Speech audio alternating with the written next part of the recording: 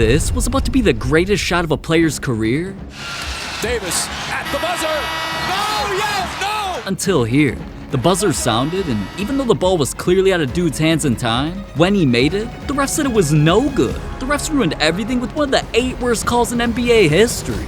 But something even crazier is the time the refs made a call on something that didn't even happen. The Suns point guard Steve Nash and Blazers center Marcus Camby are the 2 key players to pay attention to in this clip. What started off as the Suns passing the ball into Nash turned into a whistle being blown about something nobody in the entire arena could explain. Foul away from the ball, Roy, possibly. Yes, it's going to be on Roy, and that is his...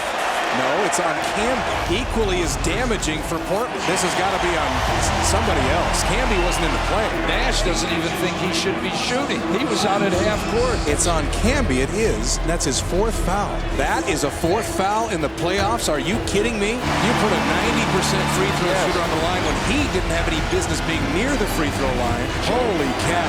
Joey, you missed one there. I mean, really missed one. Yeah, Nash was nowhere near anybody. Then somehow Marcus, a dude who was literally across the court, got called for a foul that got him benched and eventually led to his team losing. Whatever that ref was smoking to make a call that bad, tell him to give me that plug's number. He's gotta have some good stuff. But anyways, at least that time the refs only ruined a play. One of the worst calls in history ruined an NBA legend's birthday. December 30th, 2023 was Big Daddy's, LeBron James's B-Day. And during his matchup with the T-Wolves, he was going off all night long until everything came down to chaos. No call, Connolly! Lakers, Davis, up ahead, LeBron in chase mode. LeBron on its way, got it! He's got it!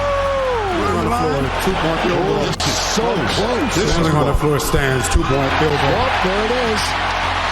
Trying to review it to see if he was behind the line. LeBron is telling him, look with my feet. Yeah, you know things were the wrong call when LeBron's whining like a baby.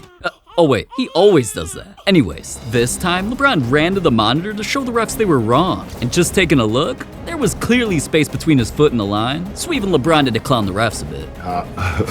I mean, it's obvious a 3. My foot is behind the line. I mean, you can see the space between my front of my foot and the 3-point line. The wood on the floor is a space in between my front of my foot and the 3-point line. So, Stevie Wonder can see that, champ. Talked to the other ref, and they said it was out of their hands. The Secaucus over there in the replay center, somebody over there eating a ham sandwich or somebody made the call. But honestly, LeBron was right. The refs were blinder than Stevie, so even though it should have been a 3, they called it a 2 and lost him the game. No way LeBron was celebrating his birthday that night. And there's no way Jason Tatum was celebrating either when refs made a crazy call just because he didn't injure himself. He's up a little bit. Tatum from Porzingis. That's going to be a technical on Tatum for hanging on the rim. Yeah, Tatum was stunned. He couldn't believe the refs called a technical for that. But it's all because of a rule change the NBA recently made that says players are not allowed to pull themselves up on the rim, nor are they allowed to hang on the rim after a dunk attempt, unless they're doing so to avoid injury to themselves or another player. And honestly, if you ask me, that's what I thought he was doing. So did Tatum. I mean, that's a rule that they just implemented that, quite frankly, I don't think make any sense. Because anybody that's ever played or dunked the ball, your momentum, just trying to make sure that, you stable when you land and make sure nobody's underneath you. So I don't know, maybe they want me to just let go and fall on my back.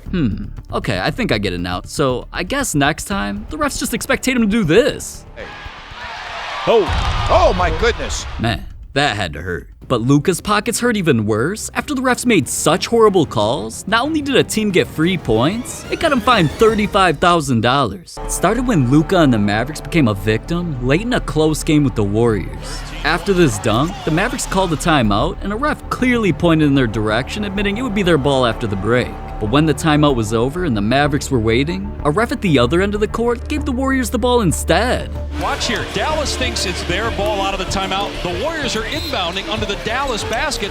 You saw Looney start to run the other way, and then he realizes, wait, we have a layup, but the Mavs were under the assumption it was their ball. The refs really gave the Warriors their easiest shot of the night, basically free points, just because they forgot what call was even made. The Warriors had to be in their parlay or something, I don't even know. Now, obviously the Mavericks weren't happy, so even their coach was raging because he knew it was their ball. They just had to get over it though. The game continued, and in the end, nobody thought just 2 points would matter that much. Until later in the game with only a few seconds left, the Mavericks were down by a few points and this happened. Lob inside to Doncic.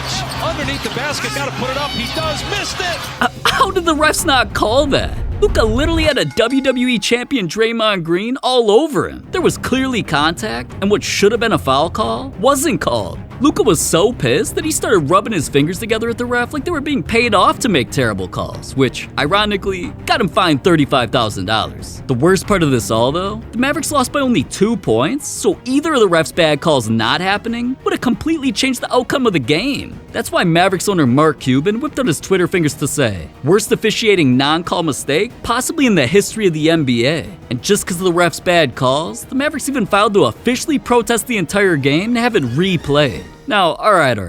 Up to this point, refs only made bad calls to ruin a single game. There was a time refs made such an obviously bad call, it was proof they were trying to rig the NBA Finals. As soon as it was going to be Nuggets versus Heat in the Finals, everybody basically knew the series was over before it started, man. So it definitely wasn't a surprise that the Nuggets dominated until they eventually went up 3-1 in the series, to be just a game away from the series being over. But during that next game, things got weird in the fourth quarter, where with around 3 minutes left, the refs did something that even had the commentators stunned. Searching. Butler tries again. Butler won't go, but a foul. Oh, Butler kicking that right leg out. That's going to be overturned. I think so. Upon review, instant replay has determined the call on the floor stands. And Jimmy Butler makes a natural move, and AG moves into his space. It's a foul. Good shot. Wow.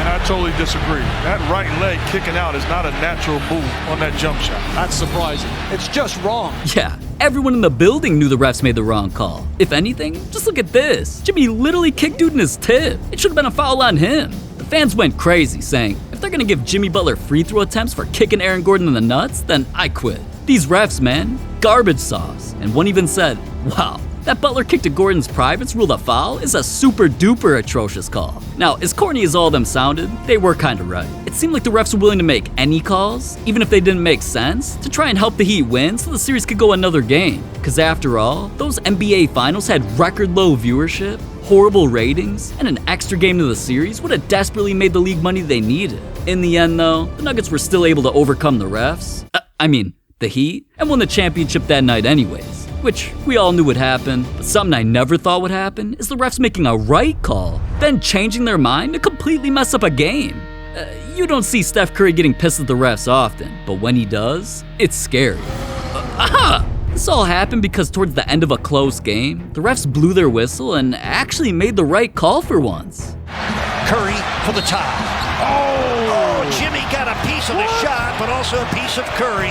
So Steph will get 3 foul shots. After that foul call, Steph stepped up to the line to shoot his free throws and potentially tie the game, until the Heat challenged the call and demanded the refs review the play. Now, on the replays, it clearly showed Jimmy Butler damn near high-fived Steph during his shot, so in other words, he fouled him, and that only took me a few seconds to realize. But it kinda took the refs forever to review this play, and it seemed like they saw something we didn't, cause once they came back, they reversed their call and instead just gave the Heat the ball. The defensive foul has been overturned. All Steph could do was sit there like, cause what should have made this game close now killed all the Warriors' momentum to make them eventually lose by 7. And what did Steph think about all this? Any thoughts on the late overturn call? It's an awful call. What you think I was supposed to say? I was just walking to the free throw line thinking that I was gonna get 3 free throws and, have an even score with a minute, some change left. It's a tough one. I clearly felt a lot of contact. I don't know what they saw besides the high five contact they talked about, but you gotta be allowed to finish your motion. I felt like, especially when you slow it down in slow-mo, it's pretty clear there's a lot of contact, but what do I know about calls?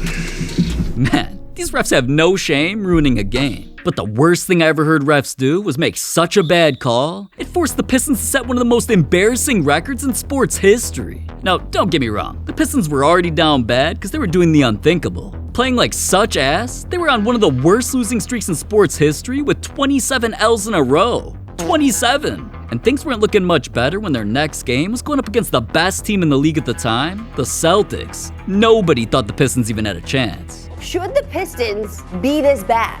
No, they shouldn't. I mean, they're an NBA team losing 27 in a row. Well, make it 28 in a row because they're going to lose tomorrow night to the Boston Celtics. I have a better chance of having breakfast in the morning with Beyonce and Oprah than they do of beating the Celtics. So after he said that, everyone tuned in to see how badly the Pistons would get smacked. To every fan's surprise though, Pistons kept it close in the first half and actually started shocking the world when they went into halftime with a big lead. At this point though, not only would the Pistons winning be crazy, I also knew Wingstop was giving away free wings if they pulled it off, so even I was tuned in trying to find out if I'd be eating dinner tonight.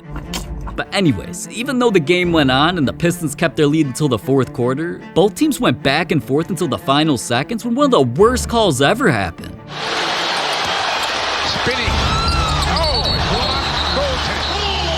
spins. Oh, that is close. Yeah, I think they'll give it to the Pistons. Calls under review. Oh, that is so close. That is so close. All right, slow. Oh, here we go. This is the angle right here. Oh, that's it. Wait, that's glass. Show that again. No, I need that same angle.